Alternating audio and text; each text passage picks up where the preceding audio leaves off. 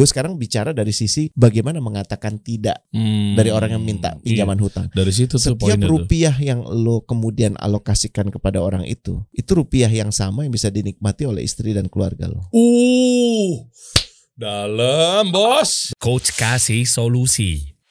Coach Rene. Dari Wah, ini kadang orang-orang tuh suka nggak enakan terhadap sesuatu atau mungkin orang tersebut. Contoh, ketika mau menolak, dia nggak enakan, mau bilang no, ya kan? Say no tuh kayaknya berat banget.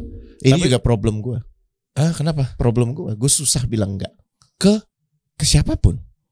Sampai problem ini masih berlangsung sampai sekarang. Tapi alhamdulillah gue udah melihat ini sebagai problem. Tentunya dengan dengan guidance dari Allah. Sama tentunya gue punya pendamping yang kenceng gitu, istri gue kan. Karena gini, kadang-kadang ya, kalau ada orang minta, gue coba refleksi dulu sih ya. Ini berbagi pengalaman juga ya. Kan kita obrolan dari pekan lalu soal meeting gitu. Tapi kalau yang ngajak bos gimana? Udah malam-malam diajak meeting lagi, gitu kan? Ya kan gue bilang akad lo dengan perusahaan itu sampai jam berapa? Clear nggak? Ada urgensinya nggak? Kalau memang jelas hadiri. Tapi kalau udah jelas ini cuman buat meeting nggak jelas, aneh ya. Udah jelas ini meeting gak jelas yang artinya gak ada keputusan dari situ dan selalu berulang-ulang terjadi dan gak dapat kejelasan dari meeting itu dan bisa berlangsung lama sekali. Lo kan juga punya hak atas anak-anak lo dan keluarga lo juga punya hak atas lo. Iya betul. Benar nggak? Dan kalau ngomongin yes no tuh sebenarnya kan dua-duanya sama-sama gak enak, coach. Jadi nggak cuma no doang. Misalnya nolak kita nggak enak, mengatakan iya gara-gara untuk mengapresiasi dia. Iya, dan bikin dia happy, dan itu penyakit gue dulu. Istri gue yang bilang gitu. Gue mengiyakan setiap ajakan. Ini kalau dulu karena ini bedanya ya. Kalau dulu itu ingin supaya gue relevan, ingin supaya gue diakui, ingin supaya gue dipersepsikan baik, gitu. Dan padahal belum tentu gue bisa memenuhi yang dia minta itu. Kalau sekarang gue mengatakan iya karena gue merasa ingin berguna, ingin bermanfaat. Mudah-mudahan niat gue bersih gitu ya. Amin ya Allah. Tapi di sisi lain, kan gue juga nggak boleh melupakan bahwa ada hak-hak orang di sekitar gue yang gue hilangkan saat gue mengiyakan semuanya. Paham nggak? Katakan ini ajakan yang baik gitu ya untuk pengajian misalnya. Ya, dan kayaknya ada pertanyaan terkait itu ya. Yang komen nih. Dan diminta hari Ahad atau hari Sabtu itu udah hari bersama keluarga, dan karena gue nggak enak, gue terpaksa ya bahasanya ya, gue mengisi itu. Udah perginya ke sana jauh, terus pulangnya jauh. Bukan gue nggak mensyukuri diajak, tapi di sisi lain sebenarnya untuk momen itu lebih tepat gue mengatakan tidak. Gitu. Nah, cuma caranya gimana? Coba nanti kita bahas ya, coach ya. Kita bahas nanti. Ini kan biasanya kan ke anak buah, dari anak buah dan ke ini bos. Kultural. Kita udah bicara ya soal yang hostede. Semua mudah-mudahan semua masih ingat ya. Di Amerika, India belum tentu. Belum tentu. Kalau mereka dengan sangat mudah mengatakan enggak, malah mungkin mereka harus belajar sebaliknya. How to say yes on the thing yang memang relevan. Karena kan ini kayak ekstrim ya, kayak Bandul, masih ingat ya? Teori Bandul itu. Bandul pertama itu bilang iya untuk semuanya, Bandul lainnya bilang enggak untuk semuanya. Kan kita bukan masalah bilang nggak boleh bilang enggak atau nggak boleh bilang iya, tapi gimana dan kenapa kita mesti bilang iya dan enggak dengan bertanggung jawab. Itu kuncinya kan yang kita mau coba dapatkan di obrolan kali ini. Kenapa ya gue bilang iya dan kenapa ya gue bilang enggak. Dan ini bisa jadi pelajaran untuk kehidupan gue selanjutnya. Karena lo harus tahu bahwa kalau semuanya lo iya kan atau semuanya lo tidak kan, itu posisi yang nggak tepat. Betul. Cuma kan ada juga bilang iya karena memang dia iya. Iya, ada dong. Ada. Bilang makanya no gara-gara memang dia bilang, gue nggak bisa udah. Betul. Tapi memang kalau di Indonesia kulturnya lebih cenderung orang sulit bilang enggak. Jadi artinya, apakah orang kemudian bilang iya tapi terpaksa atau bilang iya tapi nggak dipenuhi? Paham ya? Jadi yang pertama iyanya tuh karena ya udah deh gitu. Dan akhirnya pada saat lo menjalankan nggak sepenuh hati. Yang satu lagi lo bilang iya tapi lo gak ada niatan memenuhi yang lo iyakan. Dua-duanya sama-sama buruk. Paham gak, Dan? Coba kita cek di komen ya. Nih coach ya. Ini yang dari yang kemarin ya. Betul yang dari episode lalu. Betul ya. Meeting. Ya, Azuka. Saya juga punya kasus yang sama, Bang. Cuma bos ini minta karyawannya datang ke kantor di luar jam kerja, malam nih. Sekali sepekan buat kajian Islam. Dan di sini ternyata bosnya yang ngisi kajian. Catat ya. Bisa jadi bosnya Ustadz. Saya tahu Anda sarkas. Enggak, gue nanya bener. Saya tahu Anda sarkas. Saya tahu Anda sarkas. Prasangka buruk. Kan bisa tahu. Kok bisa secepat itu? Bisa jadi langsung nembak gitu loh. Loh, kan kita harus berasumsi yang terbaik dulu dong. Dan bosnya punya ilmu yang banyak dan dia merasa punya tanggung jawab untuk menjaga spiritualitas anak buahnya. Iya, kenapa dia langsung di quote and quote langsung ditanda kurung gitu? Kalau memang ternyata itu kan bisa bilang bahwa bos saya Ustadz, itu dikurungin, di emphasizing gitu. Oke, gue barusan jadi Derry jadi gue lihat posisinya dibalik ya. Oh iya benar juga ya. Kadang kita biasa gitu kan. Iya. Kadang gue yang ke pinggir jurang, lo yang lurusin coach. Kita sekarang kebalik gitu ya. Ya Allah. Tuh di dalam kurungin kalau memang dia satu itu, dan kedua kalau memang Ustadz ya dia nggak permasalahin ini. Tapi sebenarnya kan kalau mau kajian ya nggak masalah sih Der. Ustadz itu kan sebutan untuk guru gitu ya. Iya. Dan bisa jadi kalau gue mencoba menganalisa case ini sebelum kita baca tuntas ya. Bosnya ini kayaknya baru menemukan kembali jalan yang selama ini hilang dan ingin ngajak sebanyak-banyaknya orang. Jadi girohnya, semangat itu lagi tinggi-tingginya. Gitu. Ya kan? Tapi lihat nih. Dan kajian ini dilakukan atas nama perusahaan, bukan atas nama pribadi. Jadi dia menggunakan kekuasaan. Masih ingat kan yang ada bilang apabila kau melihat sesuatu yang salah, maka gunakan kekuasaanmu apabila kau punya. Kalau enggak, ya gunakan lisanmu. Kalau enggak, ya gunakan hatimu. Itu sesungguhnya keimanan yang paling lemah. Si Pak Bos ini sedang menggunakan keimanan yang paling tinggi, yaitu mewajibkan sesuatu yang enggak wajib. Kok ketawa sih? Ya itu benar. Guys, ya namain. Kajian kan baik Der. Tapi kan kajian itu kajian sunnah itu. Iya. Bukan wajib. Wajibnya kan di rumah lu harus punya tanggung jawab wajib kepada keluarga lo. Kalau malam-malam anak istri lo ditinggalin. Iya. Itu lebih wajib di rumah. Jadi teman-teman yang baru-baru ngaji juga, maaf ya, bukan menggurui teman-teman ya. Saya pernah ada di posisi Anda soalnya. Ketika bedakan antara wajib sama sunnah. Bayangkan guru saya aja coach, ketika gue lagi sholat sunnah, misalnya gue lagi duha gitu ya, sholat gitu misalnya jam 10 pagi misal nih, Allahu Akbar, jalan mau ruku, tiba-tiba nyokap manggil minta anterin, gue batalin tuh coach. Jadi suruh guru kita batalin karena wajib ketemu sunnah, ya sunnah kasih kalah gitu. Betul. Dan memang kan kaidah seperti ini, alhamdulillah, ini kan bukan channel dakwah, ini kan channel muamalah ya. Tapi di sisi lain kita bisa berbagi soal ini. Yang tidak boleh kita hilangkan adalah bahwa ada niat baik dari bosnya. Tapi gue juga mesti membenarkan Derry. Dan gue jarang-jarang membenarkan Derry. Kita biasa berantem mulu ya. Berasa kita selalu cakar-cakaran kayak Tom and Jerry. Bahwa gak tepat kalau diadakannya malam. Apalagi menurut gue walaupun sepekan sekali itu berat sih ya. Karena itu malam-malam yang bisa jadi waktu berharga untuk diluangkan bersama keluarga. Itu kan? Ini yang suka kadang-kadang orang lupa sih. Dan menurut gue si Azuka ini punya hak untuk mengatakan tidak. Nah cuma berat, makanya kita coba cek lagi ya. Tuh, yang gak datang ke kajian tersebut ya bisa dapat teguran. Saya pribadi senang dengan kajian Islam, tapi tidak dengan aturan bahwa ini adalah aturan perusahaan. Mohon penjelasannya. Tuh, gimana tuh coach? Nomor satu yang harus dijelaskan bukan kenapa, bukan nggak datang ya, tapi kenapa lo nggak datang. Dan menurut gua kalau lo punya alasan yang baik, ya uzur syar'i lah biasa. Dan meluangkan waktu bersama keluarga itu juga uzur syar'i. Bukankah bercandanya suami istri itu kan bercanda paling terbaik kan? Bercanda terbaik, bukan kesia-siaan. Jadi sampaikan aja seperti itu. Dan jangan mundur apabila kemudian ditegur. Kan gini, kita bisa ditegur karena melakukan sesuatu yang salah dan kita berterima kasih. Tapi kalau kita ditegur melakukan sesuatu yang benar, ya kita tanya, minta penjelasan. Maaf, boleh tahu nggak kenapa saya ditegur? Oke. Paham ya? Karena kita bisa jadi belum paham posisinya dia.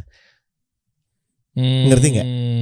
Mungkin ini bagian dari, saya nggak paham ya, ada leadership training yang diselipkan ke dalam kajian yang dibutuhkan untuk semua karyawan yang dia anggap berprestasi untuk kemudian bisa mentas lebih jauh. Tapi kalau nggak dikomunikasikan kan nggak ada yang tahu. Dan menurut saya nggak ada salahnya kalau ditegur, lu boleh nanya, maaf Pak, yang baik ya, boleh tahu dasar teguran ini apa? Oh, nanya pertamanya itu. Nanya dong. Saya pikir nanya pertanyaan begini, maaf Pak, boleh tahu Bapak ini Ustadz bukan ya? Aja nggak gitu, itu ngajakin berantem namanya. Ini kan ngisi kajian soalnya kan, berarti kan kalau kajian kan bolehnya kita belajar sama Ustadz. Siapa tahu dia Gue mau kabur dari UOP. UOP apa? Ustadz on Progress. Ya kan? Ya kan banyak loh sekarang. Ya kan Ustadz on Progress. Jadi ya kita hormati niatan dia untuk memberikan kabar tentang kebenaran, kabar tentang kebaikan, cuman caranya aja nggak tepat. Dan untuk mengoreksi cara yang tepat ini bukan dengan kemudian kita sinis. Masih ingat kan? Bukankah Rasulullah cuma diminta untuk mengingatkan? Bukan ngelawan loh. Iya. Ya, bukan bilang enggak lu salah, gue dapat dari Allah. Gitu kan enggak gitu ya. Maksud gue Rasulullah cuma terus mengingatkan. Jadi tugas kita mengingatkan orang yang selama ini ingin mengingatkan kita, bilang bahwa iya saya butuh waktu Pak untuk keluarga saya. Karena dari jam 8 sampai jam sekian sesuai akad kita saya ada di rumah gitu. Makanya saya butuh tahu teguran ini dasarnya apa. Karena jangan-jangan maaf ya, kita juga mesti sensitif. Itu bukan teguran, tapi ajakan. Kadang-kadang kita suka salah ya. Jadi bentuknya gini, kok nggak datang sih? Loh, kok gue ditegur? Ini pertanyaan bukan teguran. Pernah juga. Jadi gue minta kawan kita refleksi. Ya jadi berbagai macam angle nih ya. Bisa jadi itu bukan teguran, itu ajakan. Cuman kita persepsikan sebagai teguran. Nah, saat ditanya, kok lo nggak datang Der? Ya kan kadang-kadang gini, your reality is your internal reality. Lo lagi ada isu yang lain, ke bawah kan. Misalnya kita paling gampang gini deh, lagi baca WhatsApp, terus lo baru dapat kabar yang menyebalkan tentang astagfirullah, grup sepak bola lo kalah. Lagi kesel banget gitu ya. Mesti menang, kalah. Terus lo dapat kabar masuk pesan dari bos lo, kamu lagi ngapain? Pesannya cuma gitu, kamu lagi ngapain, betul nggak? Itu kan pertanyaan. Tapi karena kita lagi senep, kesel, kenapa grup sepak bola kita kalah? Kita baca gini, ngapain? Loh, kok gue ditegur sih? Lah, ini maksudnya apa sih? Kan gue kerja ini sekarang gitu. Iya, ngapain ya? Gue lagi kerja gimana? Lah, bos lu juga cuma nanya. Lo lagi ngapain? Mungkin dia mau ngasih tugas sesuatu, tapi dia ingin memastikan lo tidak dalam kondisi sibuk. Cuman karena pikiran lo lagi ruwet, lo ngelihat ini sebagai teguran, padahal itu pertanyaan. Iya lagi bener ya. Make sense gak? Iya bener. Kadang dibalikin juga tuh lah. Terus menurut lo gue nggak kerja gitu? Makanya namanya your reality is your internal reality. Realitas sejati lo itu adalah realitas yang ada di dalam, bukan yang ada di luar. Makanya kadang-kadang kita mesti punya kemawasan untuk menakar diri sendiri. Karena paling mudah gue menakar Derry. Mukanya di depan gue, jenggotnya panjang banget gitu kan. Udah pernah lihat Derry tanpa jenggot loh? Cakep banget. Gue minta lu sekarang Google ya. Oke, lanjut. Rambutnya ramping, gak kayak begini gitu ya. Lanjut. Bener gak? Terus gue punya pretensi tertentu. Mungkin gue pernah disakiti sama orang berjenggot sebelumnya, yang jenggot lebat seperti lo. Iya. Terus gue ngeliat Derry, terus lo ngomong sesuatu, kan emang tugas dia untuk nyebelin kan. Buat kawan-kawan yang gak ngerti podcast, tujuannya itu bukan untuk gak dipotong. Diskusi ini memang selalu dipotong oleh dia supaya jalan. Kalau gue ngomong dari detik pertama sampai detik terakhir, itu namanya kajian. Itu namanya kajian.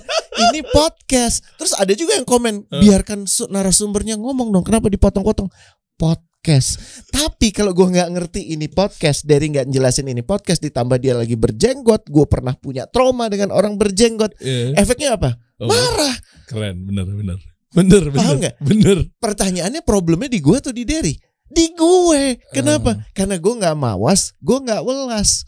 Gue udah menakar orang, tapi nggak menakar diri sendiri. Paham ya? Iya. Gitu. Iya. Terus.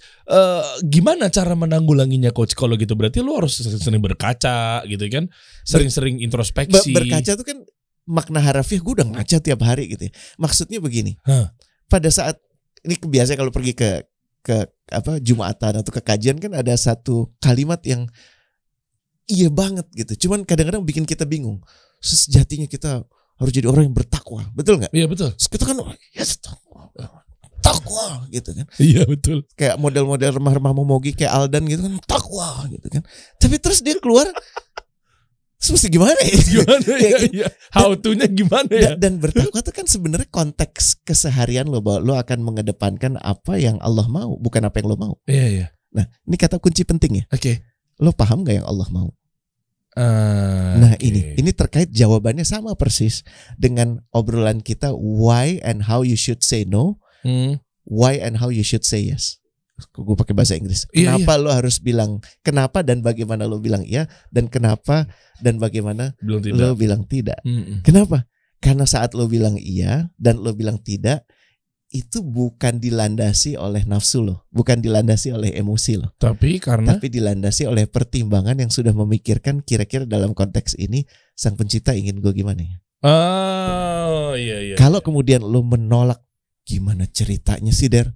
Menolak kajian itu kan gak Islami sama sekali. Kajian Islam lo menolak. Waduh, susah tuh kalau itu tuh. Tapi kan alasan lo menolak karena lo udah berhari-hari tidak sempat bercengkrama dengan istri, tidak sempat meluangkan waktu dengan anak yang membutuhkan figur ayahnya. Itu. Sekarang lo bilang enggaknya, masuk akal nggak? Iya. Karena dia tidak berdiri lagi sendiri. Belum selesai ceritanya saat Derry mengatakan tidak kepada kajian Islam, karena pada saat itu Derry lebih memilih untuk meluangkan waktu bersama keluarga. Tuh. Paham nggak? Iya. Jadi kita nggak boleh menakar itu satu sempit gitu loh. Iya, kotak kecil udah gitu aja. Gak bisa. Lah gak bisa dong. Lo harus secara holistik melihat itu. Dan sekarang pertanyaan berikutnya, kalau sebelum kita ngomong ya tidak, lo paham gak apa yang Allah harapkan dari lo, dan lo punya rencana dan prioritas akan kehidupan lo atau enggak? Oke. Gue dalam keinginan gue untuk mendapatkan bekal terbaik dengan memenuhi setiap undangan kajian atau setiap undangan bicara, tapi gue melupakan bahwa yang paling esensi tugas gue adalah sebagai suami istri gue, sebagai ayah dan ayah anak-anak gue. Itu. Gimana gue bisa jadi suami istri gue dan ayah anak-anak gue yang baik kalau gue nggak di rumah? Ya itu. Tapi kalau gue nggak meluangkan waktu. Iya betul. Tapi gini coach, kalau angle-nya dari si bosnya ini memang ternyata dia bukan nyindir ya, tapi apa ya? Kayak sebenarnya mungkin dia mau mendakwai seseorang. Mungkin dia pengen dia berubah misalnya. Tapi dengan cara mungkin ayo dong lu kalau gak datang ntar dapat teguran nih. Padahal memang niatnya pengen mungkin ya. Sebenarnya sih gue husnuzon sama Azuka tadi ya. Tapi misal nih Azuka nih bro, kita kan sama-sama punya kesalahan nih. Mungkin jangan-jangan Azuka atau siapapun itulah yang memang diberikan waktu untuk wajib datang ke kajian, tapi ternyata mungkin orang itu bermasalah di kantor. Biar dia tobat misalnya. Lebih baik lagi sebenarnya, makanya frame untuk diri itu lebih baik digunakan gitu. Jadi ingat ya tadi ya, kalau kita mau mengatakan ya atau tidak, ya mengaca tuh kan susah ya. Kalau ngaca, gue ngaca kok setiap saat. Yang dimaksud ngaca di sini adalah atas semua pilihan-pilihan, keputusan-keputusan gue, perilaku gue di kantor sudah mencerminkan apa yang Allah kehendaki dari gue atau enggak. Bukan cuman sekedar memuaskan apa yang bos gue mau. Karena kalau apa yang bos lo mau, sebenarnya lo kadang-kadang memenuhi apa yang bos lo mau itu sejalan dengan yang Allah minta. Tapi kadang-kadang juga memenuhi apa yang bos lo mau itu gak sejalan dengan apa yang Allah minta. Atau gini, pada saat lo memenuhi apa yang bos lo minta dan sejalan dengan Allah, tapi niatnya bukan karena Allah. Niatnya untuk memuaskan bosnya, itu udah gak aci. Bener gak? Bener, banyak sih itu kayak gitu. Bener gak? Jadi pertanyaan baliknya, lo siap gak sih untuk melindungi diri lo? Itu kan esensi takwa ya.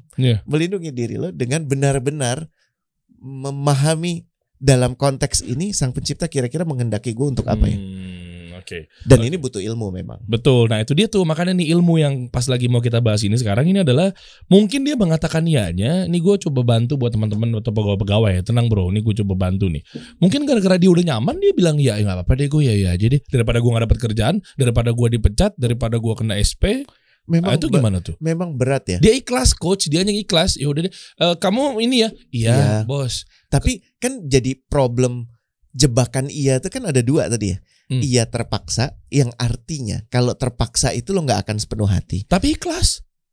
Iya, kalau ikhlas ya bagus dong. Nggak ada masalah sama sekali. Enggak, artinya maksudnya sebenarnya ada problem, tapi ya udah deh gue ikhlas gitu loh. Iya, kalau orang ngomong ya udah deh, itu nggak ikhlas dong, bro. Tetap terpaksa ya. Iya kan? Kan ngomongnya ya udah deh. Sorry bro, gue nggak bisa bantu bro. Gue mau belain pegawai tadinya. Gak bisa. Kalau gini, Kalau lo nggak terpaksa, lo ikhlas itu udah nggak ada lagi obrolan ini. Bener juga ya. Ya lo tinggal datang aja udah. Emang lo udah ada di situ. Coba kita simulasiin ya. Misalnya Coach Rene cuma nyuruh gue deh misalnya. Coba deh. Dengan narasi yang tadi misalnya. Dan nanti malam ke kajian yuk. Oh iya bos. Yaudah deh gue ikhlas. Oh, iya juga ya. Ikhlas bener kan? Gak bisa sih bro. Iya juga ya. Iya juga ya. Dan gini. Iya juga ya. Nggak ngaji, kajian baik. Iya nggak? Oh, oke. Ada hal lain lebih baik nggak? Dan hal lebih baik itu udah dipenuhi atau belum? Kalau sudah dipenuhi, istri lo fine, aman, dan ternyata topiknya memang sangat lo butuhkan, ya, dan anak-anak lo memang sudah terurus baik, ya karena lo sudah meluangkan banyak waktu dengan dia, ya go. Tapi kebanyakan yang ada nggak gitu coach. Gue banyak dengar cerita-cerita dari teman-teman kita nih, yang ikhwan-ikhwan mungkin lagi kenceng-kencengnya, bahkan dia curhat sama salah satu ustadz itu nge-screenshot di DM-nya tapi dirahasiakan namanya naikin ke sosial media sama ustadz tersebut. Tapi ustadz tersebut malah bela mana yang wajib, mana yang sunnah gitu. Seperti diucapkan seperti ini. Kasusnya persis banget. Ya. Kenapa sih orang-orang sekarang tuh jadi ada curhat tuh seorang istri. Ustadz, Anda mau nanya apakah benar yang dilakukan suami saya itu kajian mulu hampir tiap hari. Tuh, pulang kantor kajian. Nanti dari subuh kajian lagi, kajian. Dinaikin lama tuh ustadz. Nah, apa dalil yang dibawakan sama ustadz tersebut? Dijelasin bahwa ente gak gini jadi suami. Begitu coach. Maksudnya tadi kewajiban lo sama istri, kewajiban lo sama anak. Yang dirasakan mungkin kalau yang baru-baru ngaji kan lagi semangat-semangat. Itu kita hargain ya. Gue disclaimer, gue gak bermasalah sama itu. Dihargain lah, tapi tahu porsi lah. Betul. Itu sih. Dan yang bisa menakar isi hati orang kan orang itu sendiri ya. Tapi ini udah ada curahan hati dari seorang istri yang merasa haknya ku baca tuh terlanggar. Nah, konteks ini menurut gue ya memang sudah ada yang dilanggar dan artinya suaminya harus memperbaiki diri. Kajiannya salah nggak? Ya enggak. Dan kemudian lo juga nggak berhak untuk mengatakan ya udah jadi gue nggak ke kajian aja.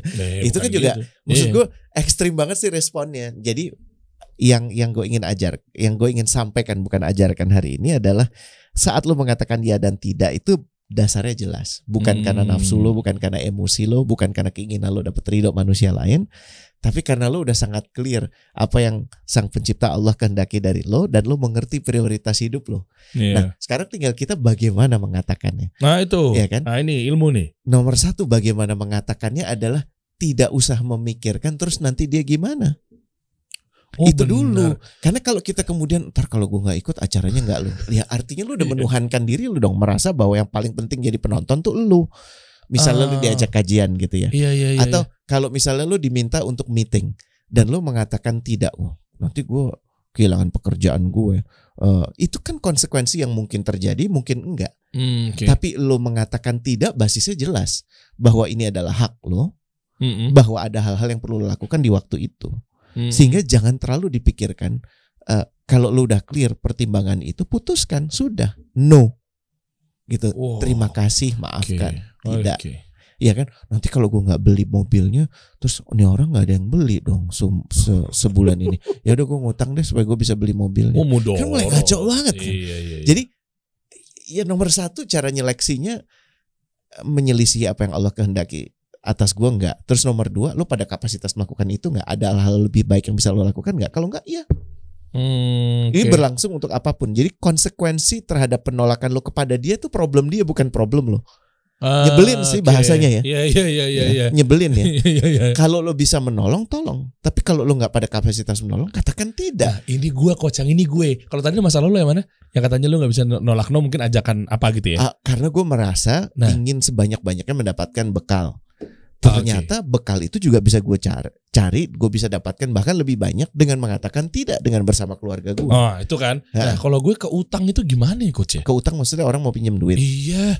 Gue tuh kadang, gimana ya? Gue kadang suka tadi bener itu gue banget tuh. Di depannya semua orang pasti punya kekurangan. Karena lo baik, nomor satu yang lo mesti pegang adalah lo berusaha baik. Kalaupun lo belum baik, lo berusaha baik. Iya, gue belum baik lo lah. Berempati dengan dia, ya, bahwa kalau gue nggak meminjamkan, jadi siapa yang meminjamkan? Nah, kayak tapi gitu, nomor satu, hidup dia, apalagi dia cerita dengan hidup dia lagi. Pastilah, maksudnya dia cerita kelegaan hidupnya. Gue tuh baru balik dari Bali. Alhamdulillah gue tinggal di bintang 5, Der. Dan waktu ke sana semua pelayanannya servisnya tuh dahsyat banget Der. Dan gue makan lobster, gue makan di restoran paling mahal. Nah, terus gue pakai kartu kredit. Kartu kredit gue tuh max out dan gue sekarang harus bayar cicilannya sama uang sekolah anak gue. Gue pinjam duit dong Der. Wah, gila. Kan gak mungkin dia ngomong gitu Der. Kalau lo bisa ngomong begitu, juara lo, gue patahin kan gini kredit lo. Gini, kalau lo masih minjemin juga kan yang on lo. Iya. Tapi kan dia pasti akan cerita. Gue nggak tahu Der gimana. Nah, yang gitu-gitu tuh coach. Ya, ini berat banget bulan ini buat gue Der. Gitu. Lo kayaknya bisa nolong gue Der. Dengan kehebatan lo dikasih solusi. Enggak juga yang sih. Lo udah endorse 78 brand. Terus bentar lagi lo mau bikin 360 sama para master coach itu. Oke. Gue butuh duit Der supaya bisa ikut itu. Oh, ikut ke sana larinya. Ke sana ya. Larinya ya buat bayar. Lo pinjemin gak? Enggak sih. Jadi maksudnya Pinter gini loh, banget Der. plot twistnya. Iya kan, Gue udah plot twistnya nungguin.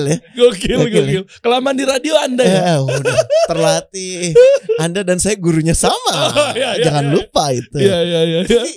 Tapi bener gak sih? Kita kan kadang-kadang satu ya. Kita punya sindrom. Ini gue maaf ya Der ya. Jadi penyelamat. Kita butuh ada rasa bahwa kita berguna lah paling enggak gitu. Okay. Kalau nggak sampai se ekstrim itu. Iya, cuma kan kadang ada waktunya yang mungkin kita juga lagi kebutuhannya. Iya, kita jujur-jujuran aja lah. Kalau menurut gue sih gini. Menghutangkan beban, lucunya ya. Kalau ada hutang piutang, yang terbebani tuh menurut gue dari observasi gue dan mungkin gue salah ya. Itu yang menghutangkan bukan yang dihutangkan. Kesel kan? Bener lagi. Iya kan? Ya, yang menghutangkan tuh kesel banget. Parah. Karena nagihnya dia nggak enak. Tapi terus kan saling follow di Instagram kan. Wow. Terus ngeliat si kutu kupret ini kok hidupnya enak banget ya. Sementara gue mikirin kapan lo bayar utang gue. Iya. Kan harusnya dibalik Der. Iya. Saat lo memberikan itu beban dia. Karena pada saat harusnya dia balikin dia nggak balikin. Maaf ya, ini dia meresikokan akhirat dia ya. Betul kan? Iyalah. Ya kan di hari dimana seharusnya dia bayar, lo nggak bayar setiap saat itu Allah itu akan seolah bukan seolah, Allah mencatat itu sebagai amalan lo. Iya benar. Nah ini cocok nih kalau kita bahas kasbon, kayaknya asik tuh coach. Kasbon tuh apa? Kasbon tuh yang ngutang pegawai. Dua sih ya, pribadi ke bosnya atau ke perusahaan yang nanti dipotong gaji. Menurut Enggak gini asal Rido sama Rido sih oke lah ya. Tapi yang gue dibahas, yang pengen dibahasnya adalah bukan itunya, tapi ngomongnya. Itu asik nggak kalau di perusahaan tuh common nggak kayak gitu-gitu? Mungkin pengajuan buat dia beli apa misalnya laptop untuk dia kerja juga. Gue nggak paham. Ada nggak biasanya? Banyak bahkan tuh dihutangkan oleh perusahaan untuk nahan dia. Jadi misalnya kayak perusahaan mengalokasikan anggaran mobil. Nah itu kan. Jadi lo boleh manfaatkan. Itu kan bentuknya sebenarnya hutang. Selama 4 tahun habis itu lo punya opsi untuk beli atau dikembalikan lagi ke perusahaan. Kan sebenarnya lo dipinjamkan. Menurut gue gak masalah. Ya kan, selama sama-sama ridho. Tapi kalau kasbon itu karena untuk memenuhi kebutuhan dia yang tidak dicukupi dari gaji dia. Wallahu alam. Tapi setiap orang itu kan beda-beda. Kerap, gak semua. Tapi kerap ini wujud ketidakdisiplinan keuangan. Jadi besar pasak daripada tiang. Besar pasak daripada tiang tuh maksudnya gini, pengeluaran lo nggak bisa diimbangi sama pemasukan lo, jadi harus diisi dari sumber lain, namanya utang. Dan akhirnya isi lubang tutup lubang. Orang yang lo hutangkan nggak bisa mengatakan enggak, dan lo kayak punya ketagihan karena mudah berhutang pada orang. Dan ini buruk sekali. Kayaknya asik tuh di perusahaan-perusahaan biasanya kan kalau ada utang-utang itu kayaknya. Atau kita manajemen keuangan. Gue pernah ngeliat tuh malah antar karyawan ya. Jadi kayak menghutang ke orang, gak taunya nih orang udah hutang sama semua orang yang ada di situ. Kan gak ada konferensi siapa yang udah ngutangin Derry atau siapa yang udah ngutangin Aldan, itu kan jarang kan. Dan kita kan kerap menjaga diskusi itu karena itu mengungkap aib seseorang, kekurangan seseorang. Jadi kita kerap gak membahas itu. Tapi pada saat kita tahu dia utang ke gue 8 juta, utang ke dia 10 juta, utang ke dia 18 juta, akhirnya kita nyari kan. Dan pas di total 380 juta dan gaji dia UMR. Lebih dikit 5 juta. Paham ya? Nah ini gue cuman menempatkan settings bahwa ada yang salah di situ. Dan menurut gue sekarang bicara dari sisi bagaimana mengatakan tidak dari orang yang minta pinjaman hutang. Dari situ tuh setiap poinnya rupiah yang lo kemudian alokasikan kepada orang itu rupiah yang sama yang bisa dinikmati oleh istri dan keluarga lo. Dalam bos. Betul nggak? Potongan TikTok nih gue dapet nih. Iya nggak? Iya betul nih, bener. Iya nggak? Jadi kalau lo memang mempunyai kelegaan, dan menurut gue kita semua mesti belajar mempunyai satu akun kelegaan. Jadi memang ya mau 100.000 kayak 1 juta kayak 2 juta kayak kapan lo mampu lo taruh di situ. Kalau ada yang berhutang dan catatannya kondisi orang ini beres, perhubungannya baik, dia tampaknya amanah, bertanggung jawab, pinjamkan dari situ. Itu habis, ada yang mau pinjam lagi, ya bilang nggak ada. Jadi jangan ngambil dari mana-mana. Jangan kemudian yang pusing lo, kenapa? Gue mesti cari utangan buat orang ini, tiba-tiba dia minta 100 juta. Gimana? Anak lo kan juga butuh, istri lo juga butuh. Ya kalau lo konglomerat ya nggak masalah gitu ya. Karena dia bisa ambil dari perusahaan mana aja gitu. Dan likuiditasnya bagus. Tapi kalau lo model yang masih megap-megap untuk ngurus keluarga lo sendiri, ya nggak usah. Gini, urus yang terdekat. Masih ingat kan kalau kita ada di pesawat, anjurannya adalah kalau ada keadaan darurat yang mesti dipakein siapa? Lo dulu, baru anak lo bahkan. Iya betul. Saking deketnya berarti lo dulu. Exactly. Baru ke sebelah lo. Jadi konsekuensi mengatakan tidak itu urusan dia, karena yang lo jaga konsekuensi buat lo. Wow, itu aja. Gitu. Dan caranya sampaikan dengan cara yang terbaik. Cara terbaik tuh paling bodoh ya. Rentetannya adalah ucapkan terima kasih. Dia sudah datang ke lo. Kalau hutang misalnya, ucapkan terima kasih. Gue tahu lo berat ngomong minta pinjaman sama gue. Itu lo hargai. Lo recognize, lo akui itu. Ya. Gue tahu lo punya hitungan tersendiri dan ini tidak mudah buat lo. Ya. Namun pada saat ini gue nggak pada posisi untuk meminjamkan. Rapih nih, sopan nih kayaknya nih. Semoga doa gue Allah memudahkan urusan lo agar semua rezeki yang sepatutnya lo dapatkan segera lo dapatkan sehingga lo bisa menutup apapun itu kebutuhan lo. Titik. Jadi lo apresiasi dia karena datang meminta pinjaman tuh nggak mudah loh. Apalagi buat orang yang memang kan ada 2 jenis orang ya, kayak emang udah kepepet banget dan itu berat banget. Biasanya lu bisa bedain sih sama satu yang emang udah terlatih banget untuk ngutang karena utang dia di mana-mana. Ya, gampang aja lu sebelum lu pinjemin lu tanya aja, nih orang suka ngutang sama lu nggak? Divalidasi dulu. Cek aja validasi dulu. Gitu. Kalau emang udah kelihatan dan kebutuhannya jelas, kebutuhannya syar'i, kebutuhannya memang sahih dan lu punya alokasi itu ya pinjamkan. Ya apalagi sekarang udah ada validasi utama sih teman-teman, yang tercepat dan terdekat adalah get kontak ya. Apakah orang itu di save tukang utang atau tidak di nomor-nomor handphone tertentu. Udah gampang sekarang. Cek dulu nih, ini orang kok tiba-tiba minjam ke gue ya. Gue cek dulu kan. Dan itu gratis ya? Gratis. Penipu lah apa segala macam. Ini menarik deh teman-teman, coba deh tulis di kolom komen. Ini lu punya pengalaman apa seputar berat katakan tidak atau mungkin lu mau nggak mau terpaksa harus mengatakan iya. Jadi antara yes or no nih seru. Nah, lu punya yes or no apa teman-teman? Misalnya yang pertama suggest dari kita tadi tuh misalnya utang. Ya kan? Atau enggak lebih kerucut lagi terkait rapat, terkait bos lo, ajakan kayak begitu-begitu tuh. Apalagi coba? Kajian. Ajakan atau undangan apapun. Bener. Dan itu udah masif banget coach di perusahaan-perusahaan. Kita pengen bikin ini ya.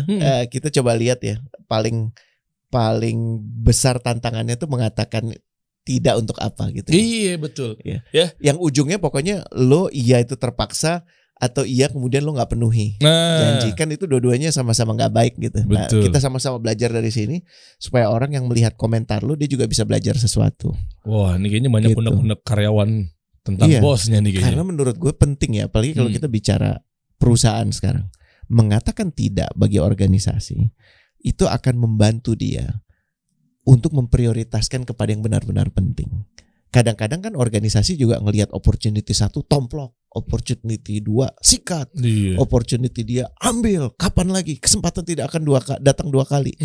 Padahal pada saat kita mengatakan tidak untuk yang memang benar-benar kita harus katakan tidak, padahal itu ada peluang juga di situ. Resources itu akan lebih terproteksi untuk hal yang benar-benar lo butuhkan.